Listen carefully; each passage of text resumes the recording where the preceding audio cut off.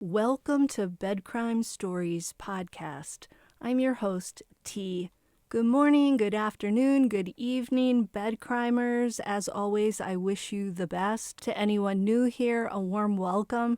Thank you for checking out my channel. Let me just ask that after listening to or watching this video, if you learned something or enjoyed it, please do me a favor and smash that like button. Now, let's dig in. Henry VIII had 200 people working in his kitchens at Hampton Court. Among the 200 were cooks, scullery maids. Those poor scullery maids. They always have the worst gig of the lot. I'm basing that on Downton Abbey, of course, where the butler and the housekeeper are always telling the scullery maids to stay downstairs. "What do you think you're doing up here, Daisy? Get down to the kitchen." Henry VIII also had carvers, bakers, butchers, and stewards. Because so many people were touching his food on any given day, the king was, a little bit paranoid that someone might slip some poison in his victuals and his drink. Apparently, poison in wine was particularly dangerous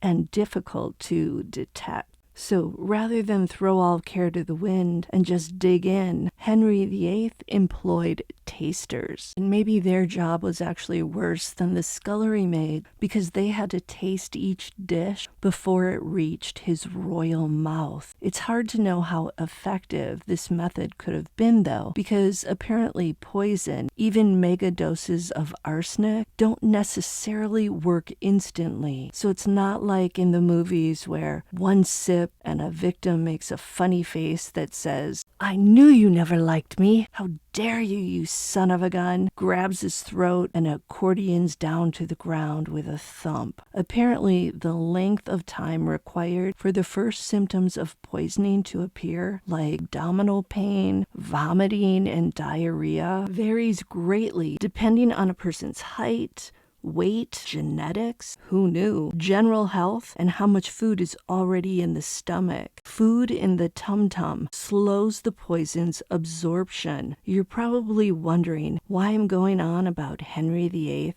and arsenic. Well, I gotta say that Utah mom, Kouri Richins, accused of allegedly putting 5 times the lethal dose of fentanyl in her husband Eric's Moscow Mule, is gnawing at me. Have you ever heard the phrase a femme fatale? Well, some clever person came up with fentanyl fatale for Kouri Richins. It's so hard for me to reconcile her soccer mom looks with the type of villainess that you'd expect to be deliberately lacing her husband's drink. But if there's one thing we should all know by now, it's that people with evil intentions and a total lack of empathy come in all shapes and sizes. We've learned that Kouri allegedly took out life insurance policies in the millions against Eric's life, and in fact, she also allegedly had policies for her 3 young sons. You have to wonder why she had life insurance on her kids, especially after considering what happened to Eric.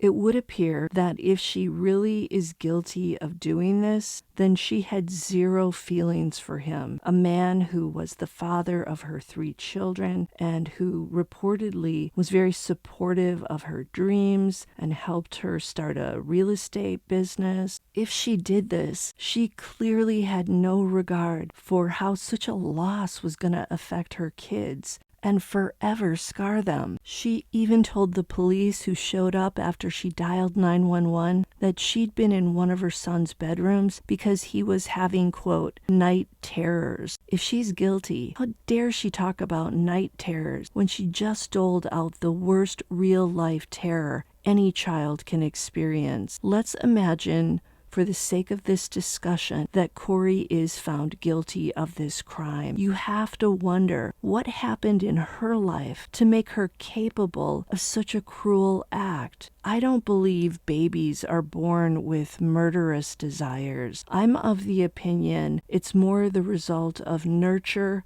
than nature when a human being develops into a cold-hearted killer. I found an article on the Psychology Today website called A Psychological Profile of a Poisoner by Dr. Joni E. Johnston, who is a clinical forensic psychologist, private investigator, author, and host of the YouTube channel and podcast Unmasking a Murderer. In the article, Dr. Johnston talks about the personality of the criminal poisoner. She said that, contrary to popular belief, the majority of convicted poisoners are men, and their victims are almost always women. And perpetrators of this particular crime rarely cross racial lines when they decide to send a victim to an early grave. But apparently that's true with other methods as well when it comes to murder. What it means is Caucasians tend to poison other Caucasians, and African Americans tend to poison other African Americans. Another interesting statistic, on average,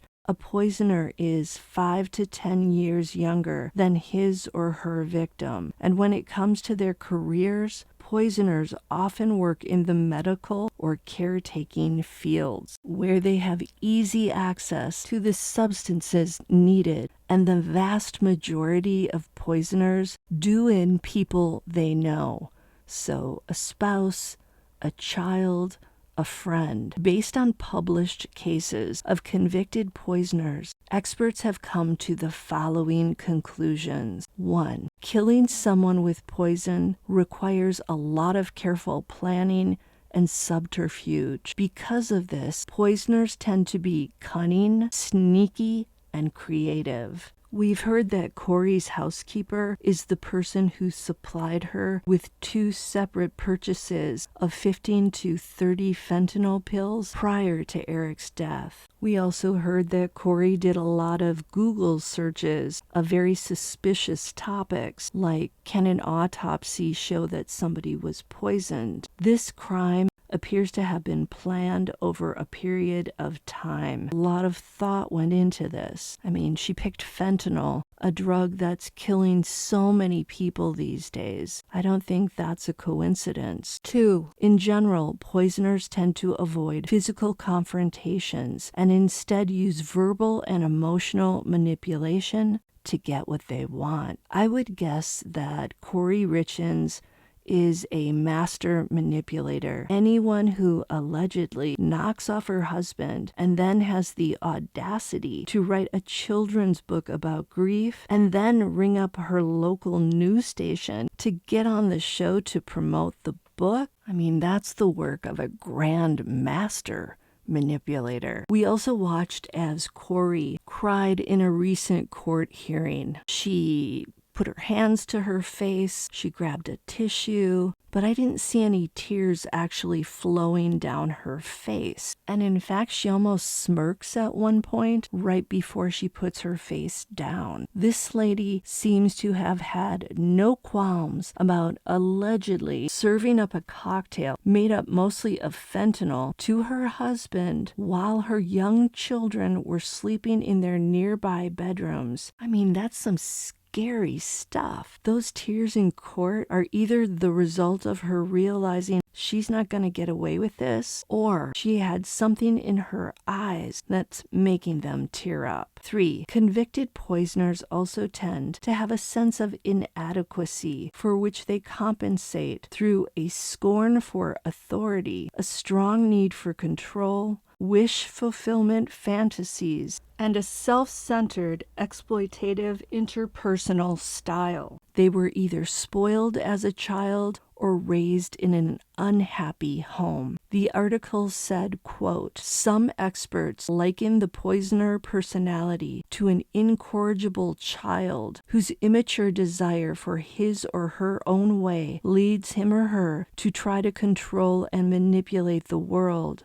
It's as if the poisoner never grew up and is determined to take what she or he wants, just as a child would from a candy store, end quote. This one really seems to hit the bullseye. We heard Kouri closed on a $2 million mansion the day after Eric died, and she even had a party that night to celebrate it. Biatch is cold. By all accounts, Eric was opposed to this purchase and was not planning to help her buy it. Money and the desire to get her way seemed to be behind the crime. In Eric's sister, Kouri Richins Benson's lawsuit, which seeks more than $13 million from Kouri and her realty company, several claims are made against Kouri. The claims include money theft, fraudulent credit card charges, misappropriation for using Eric's likeness in her children's book, and more. According to the lawsuit, Kouri took possession of Eric's credit cards without permission and also took money from his bank accounts. The lawsuit also states that Kouri's realty business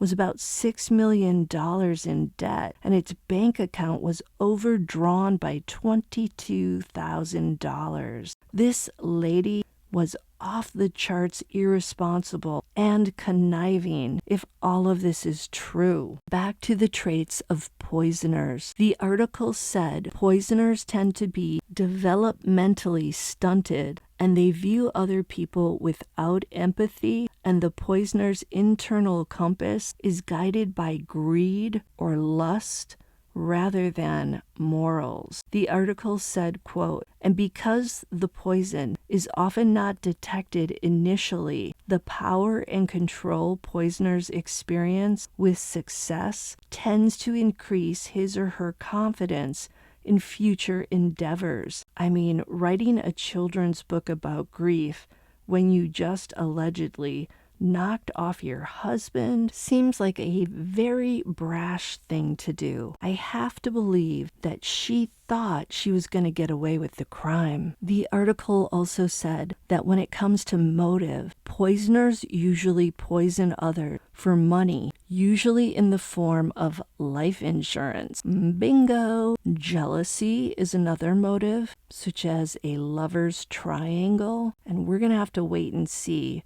if there is another person in Kouri's love life. She was said to be texting with someone during the period after Eric drank the Moscow Mule. That made me think right away that there could be another guy in the picture, or maybe another gal. Hey, you never know. Other motives include removing an obstacle, as in removing a person, be it a spouse or a child, revenge, sadism, as in make the other person suffer, conviction, as in political motives, and we often see that in people who dare to criticize Vladimir Putin. Tragically, 1 out of 5 deaths by poisoning is never solved, meaning the person who poisoned them is never tracked down. This makes it hard to draw a more solid psychological profile of the typical poisoner, and those who've been caught and convicted are the only ones who can enlighten us. The article said that the people who've been caught have tended to be clever, sneaky, emotionally immature, methodical, and self-centered, and many of them are amazingly skilled at pretending to be something they're not. A doting wife, a caring nurse, a devoted friend. If Kouri goes to trial for this crime, I think we're going to see her really trying hard to keep up any and all masks that she's been wearing. And I don't mean paper masks. Until the next time on Bed Crime Stories. Did you learn anything? Did you enjoy this? If so, please smash that like button and subscribe to the channel. Or friend, talking about loss with kids can be a tricky subject. Joining us now is author of Are You With Me? Kouri Richins, to share her 3 C's to helping kids cope with grief. And Kouri, I want to start with your story. What happened in your personal life? So my husband passed away unexpectedly last year. So it's March 4th was a 1-year anniversary for us, and he was 39. It completely took us all by shock. And we have 3 little boys, 10, 9, and 6. And you know, my kids and I kind of wrote this book on the different emotions and grieving processes that we've experienced last year, and you know, hoping that it can kind of help other kids, you know, deal with this and kind of, you know, find happiness some way or another. And to make sense and process, I'm Yes. sure, and I'm sure you felt that going through and trying to explain it and articulate it for you and your boys. Yes, exactly. And so I've done, you know, I'm new to all of this, so kind of doing all, you know, research and reading books and things to try and understand, you know, not only how to grieve as a widow, as a wife, but also, you know, with my kids, how to help them understand what just happened. And what I have kind of found is, as I mentioned, it's kind of the 3 C's is how I visualize it, and it's, you know, connection, continuity, and care. And it's, you know, making sure connection is the major one, and making sure that their spirit is always alive in your home, you know, and memories are always brought up, and doing things that your loved ones love to do, whether it's riding bikes or their favorite dinner, and just constantly, you know, talking about them.